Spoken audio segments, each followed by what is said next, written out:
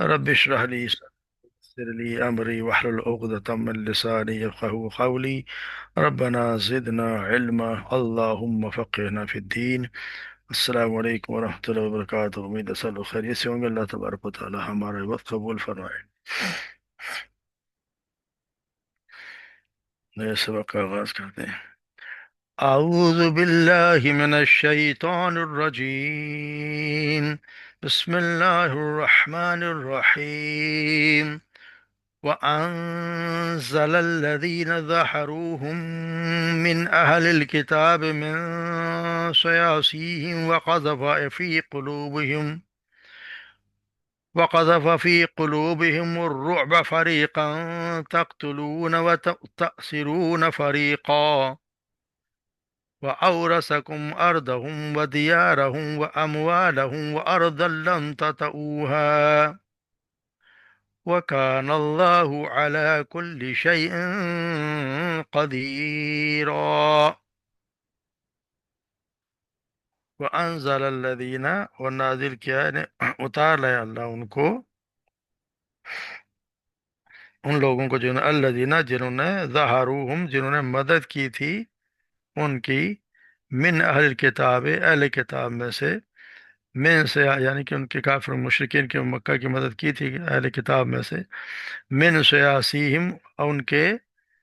قلوں سے، وقذف فی قلوبہم الرعب اور ڈال دیا ان کے دلوں میں رعب، فریقاً ایک فریق کو، تقتلون تم قتل کر رہے تھے، وتأسرون فریقا اور دوسرے فریق کو تم گرفتار کر رہے تھے، وَأَوْرَثَكُمْ اور وارث بنا دیا تمہیں، اردہم ان کی زمین کا، ودیارہم اور ان کے گھروں کا، واموالہم اور ان کے مالوں کا، واردن اور اس زمین کا، لم تطئوہا جن کا نہیں قدم رکھے تم نے اب تک، ان جن میں آپ نے قدم بھی نہیں رکھا. وکان اللہ اور بے شک اللہ علی کل شیء قدیر، اللہ سبحانہ و تعالی ہر چیز پر ہر چیز پر قدرت رکھنے والا ہے. تو آج کے جو ہیں وہ آئے تھے، آپ دیکھا صرف اس کے لیے وہ جو ہم پہلے پڑھا ہے کہ وہ جو جنگ ہوئی جنگ خندق، اور اس میں ان لوگوں نے یہ جو ایک قبیلہ تھا ان کا، یہودیوں کا، مدینہ منورہ میں جن سے آپ صلی اللہ علیہ وسلم کا معاہدہ بھی تھا کہ اگر مدینہ پہ حملہ ہوا تو پھر یہ باہر سے آنے والے حملہ کے خلاف مقابل مسلمان اور یہودی ایک دوسرے کی مدد کریں گے. مگر یہودی نے جیسے ہم دیکھا کہ عین وقت پہ جب کہ جنگ شروع ہونے والی تھی اور ابھی یہ لشکر آ گیا ان کا، مشرکین کا، اور دوسری یہودی مل ملا کے سارے آ گئے اور 12,000 کا لشکر آ گیا، تو یہ بھی انہوں نے بھی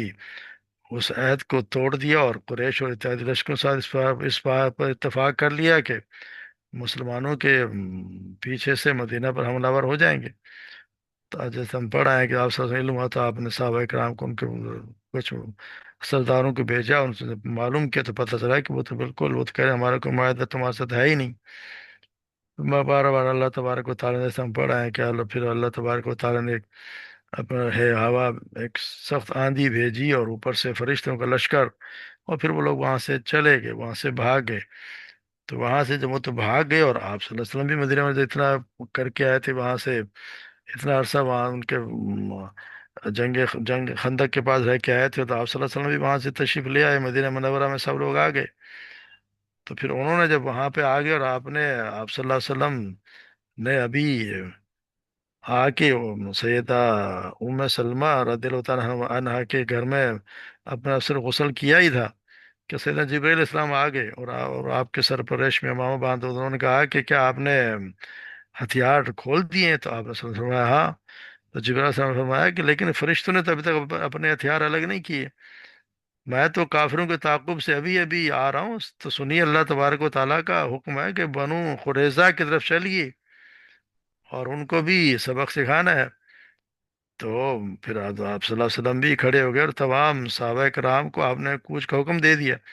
اور فرمایا کہ تم میں سے ہر ایک عصر کی نماز بنو قریظہ میں ہی پڑھے، یعنی کہ زور کے بعد حکم ہے. آپ اندازہ لگائیں کہ ابھی ابھی آئے ہیں صحابہ کرام اتنے عرصے سے باہر سے، اور کیا حالات تھے، بھوک سے، سردی سے کپ کپاتے ہوئے اور کتنے پریشانی میں، اور پھر تھکے ہارے آئے ہیں، اور آ کے مشکل سے نہائے ہوں گے تو ان کو پھر کوچ کا حکم مل گیا۔ تو یہ ہیں وہ اللہ کے رسول کے ساتھی، جو کسی وقت بھی اللہ کے رسول نے حکم فرمایا کہ چلو تو وہ چل پڑے، اور آپ نے ظہر کے بعد حکم دیا اور یہ فرما دیا کہ تم میں سے کوئی بھی عصر کی نماز، جو بھی عصر کے بنو قریظہ میں پڑھے، تو بنو قریظہ کا قلعہ یہاں سے کافی میل پر تھا، تو نماز کا وقت صحابہ کرام کو راستے میں آ گیا۔ تو بعض نے تو نماز ادا کر لی اور فرمایا کہ آپ صلی اللہ علیہ وسلم فرمانے کا مطلب یہ تھا کہ تم بہت تیز چال چلیں اور وہاں پہ پہنچ جاؤ۔ تو بعض نے کہا کہ ہم تو وہاں پہنچے بغیر نماز نہیں پڑھیں گے، کیونکہ آپ نے یہ کہا تھا کہ نماز وہاں جا کے پڑھنی ہے۔ جب آپ صلی اللہ علیہ وسلم کو یہ بات معلوم ہوئی تو آپ نے دونوں میں سے کسی کو بھی کچھ نہیں کہا، انہوں نے، یعنی کہ دونوں نے ٹھیک کیا جو بھی اپنے حساب سے کیا۔ آپ صلی اللہ علیہ وسلم مدینہ منورہ میں سیدنا ابن ام مکتوب کو خلیفہ بنا دیا، اور سیدنا علی کے ہاتھ میں لشکر کا جھنڈا دیا، اور آپ بھی صحابہ کرام کے پیچھے پیچھے بنو قریظہ تک چل پڑے، اور جا کر ان کے قلعہ کو گھیر لیا۔ وہ وہاں تو پہلے تو وہ سمجھے کہ صرف آپ صلی اللہ علیہ وسلم نے سیدنا علی کو ایڈوانس پارٹی میں لشکر کے ساتھ آگے بھجوا دیا تھا، تو وہ سمجھے کہ بس یہی ہے، تو بڑی انہوں نے گالیاں والیاں دی اور ذرا دھمکایا، تو مگر جب انہوں نے دیکھا کہ آپ صلی اللہ علیہ وسلم بھی خود آ گئے ہیں اور سارا لشکر ان کے ساتھ، تو پھر وہ سمجھ گئے کہ اب ہم پھنس گئے۔ اس محاصرہ، یہاں کا بھی محاصرہ کوئی 25 دن تک وہاں تک چلا، یعنی آپ صلی اللہ علیہ وسلم اور صحابہ کرام اس قلعے کے باہر 25 دن تک رہے۔ جب یہودیوں کے بالکل ناک میں دم آ گیا اور تنگ حال ہو گئے، تو پھر انہوں نے کہا کہ پھر ہم چھوڑ دیتے رہے، کہ شرط انہوں نے اپنا سیدنا سعد بن معاذ، وہ جب قبیلہ اوس کے سردار تھے، اور زمانہ جاہلیت میں جب یہ مسلمان نہیں ہوئے تھے، اس زمانے میں اوس کے اور ان کے بنی قریظہ کا معاہدہ تھا، آپس میں ایک دوسرے کی مدد کیا کرتے تھے، ایک دوسرے کا خیال رکھتے تھے۔ تو انہوں نے سیدنا سعد کو اس لیے بنایا کہ یہ ہمارا خیال کریں گے، کیونکہ پہلے بھی ایک قبیلے کو ہم پتہ ہے، جیسے بنو قینقاع تھا، اس کو عبداللہ بن ابئی نے چھڑوا لیا تھا، اور ان کو یہ اجازت دے دی تھی کہ یہاں سے چلے جاؤ، جو سامان اونٹ پر لا کے لے جا سکتے وہ چلے لے جا کے تو مدینہ خالی کر دیں۔ تو مگر پھر انہوں نے یہ کہا کہ ان کو اب جو سعد بن معاذ فیصلہ کریں گے ہم اس کے مطابق، جو وہ فیصلہ ہمیں منظور ہے۔ تو آپ صلی اللہ علیہ وسلم نے سیدنا سعد کا حال یہ تھا کہ ان کو اس جنگ خندق کے دوران ایک آگے تیر لگا تھا ان کے بازو پہ، اور ان سے خوب ہی خون جاری ہو گیا تھا، تو آپ صلی اللہ علیہ وسلم نے ان کو مسجد میں ہی خیمہ لگوا کر رکھ دیا تھا کہ پاس ہی عیادت کر سکیں، بیمار پرسی کر لیا کریں۔ سیدنا سعد جو، اب اندازہ لگائیں صحابہ کرام کا، یہاں پہ لوگ بڑے آرام سے بیٹھے جو منہ میں آئے کہہ دیتے ہیں، مگر آپ دیکھیں کہ صحابہ کرام کی دعا، آپ نے دعا کی، سیدنا سعد کے تیر لگا ہوا ہے خون، اور خون بھی اتنا ہے کہ ان کے ساتھ ایک اور خیمہ بھی تھا کہ اس میں بھی وہ خون بہہ کے چلا گیا، تو انہوں نے کہا کہ یہ کہاں سے آ رہا ہے؟ پتہ چلا کہ سیدنا سعد کا خون وہاں سے بہہ کے اس دوسرے خیمے میں چلا گیا، اور سعد نے دعا کی، اے پروردگار، اب کوئی ایسی لڑائی باقی ہے جس میں قریش، کفار قریش تیرے نبی پر چڑھ آئیں، تو مجھے زندہ رکھ کہ میں اس میں شرکت کر سکوں، اور اگر تو نے کوئی ایک لڑائی بھی ایسی نہیں باقی رکھی تو میرا خون جائے بہتا رہے، لیکن اے میرے رب، جب تک میں بنی قریظہ قبیلے کی سرکشی کی سزا اپنی آنکھیں ٹھنڈی نہ کر لوں، تو میری موت کو مؤخر فرما دے۔ تو آپ اندازہ کر سیدنا سعد کتنے مستجاب الدعا تھے، کہ انہوں نے ایسی دعا کی کہ ان کا فیصلہ میں خود نہ دیکھ لوں،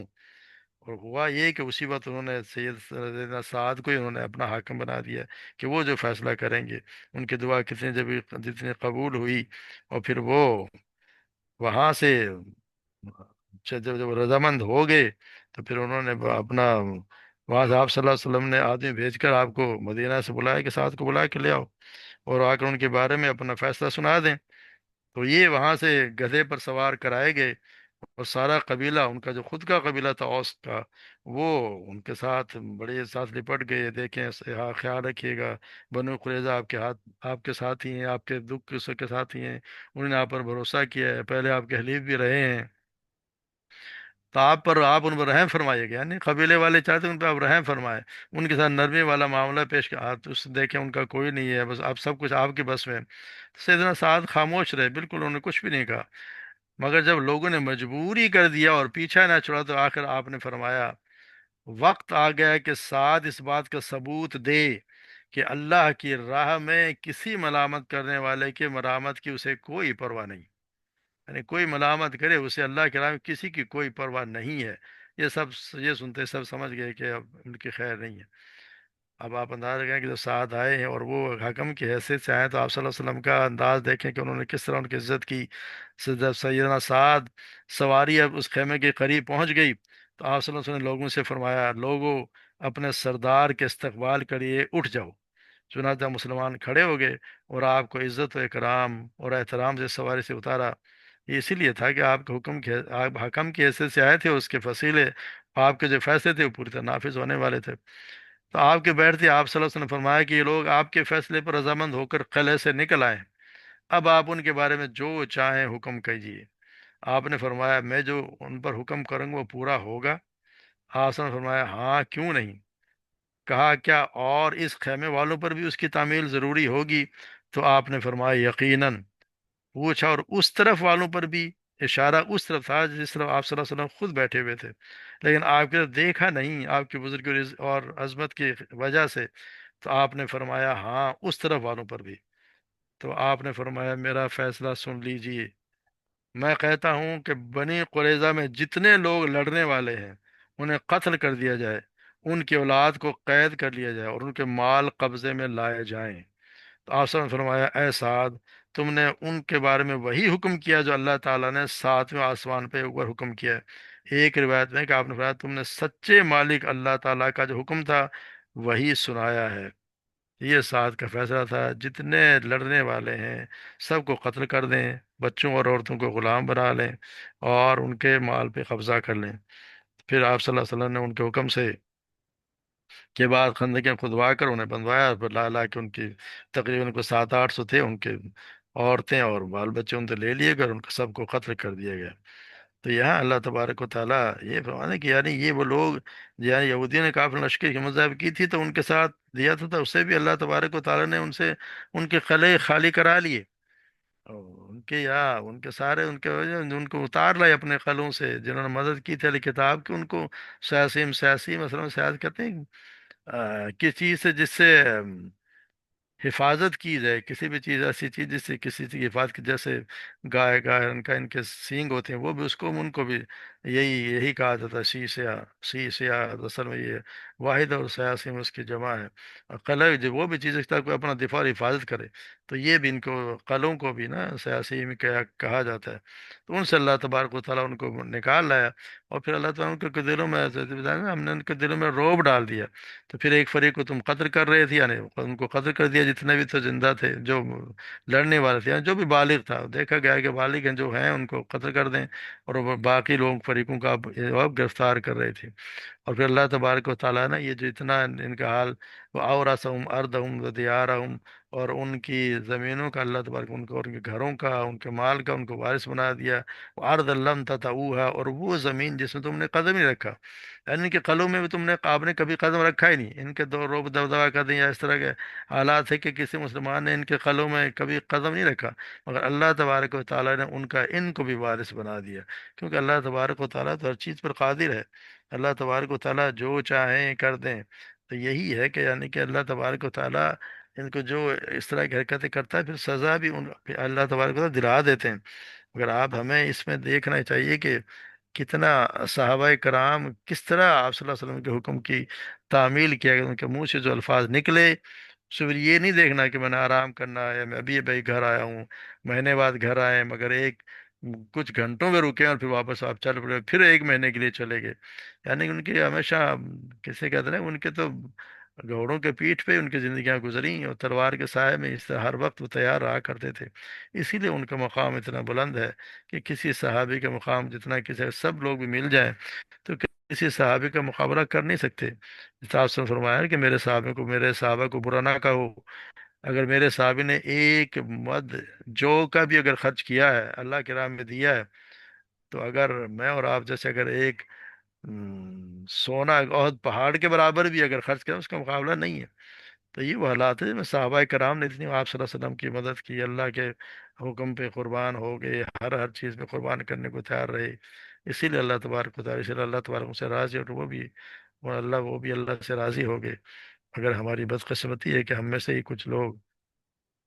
صحابہ کرام کے خلاف بھی زبان اپنی دراز کرتے ہیں، تو سوچنا چاہیے کہ ان کا مقام ہم سے کئی مسلمان کی حیثیت ایک بہت زیادہ بلند ہے، بہت زیادہ بلند ہے۔ وہ آپ صلی اللہ علیہ وسلم کے ساتھی اور انسان ساتھیوں سے پہچانا جاتا ہے۔ تو اللہ تبارک و تعالیٰ کے رسول نے جن کی تربیت کی،